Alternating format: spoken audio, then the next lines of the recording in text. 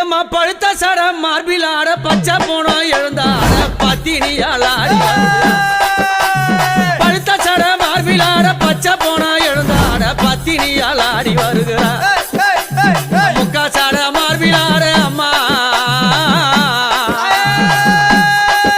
அந்த முக்கா சட மார்பில் ஆட முக்கா சட மார்பில் ஆட முண்டமெல்லாம் எழுந்தாட உத்தமியால் ஆடி வருகிறா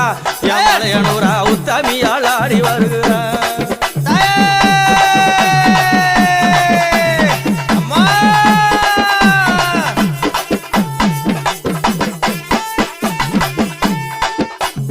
மாறி கோடல் கிழித்து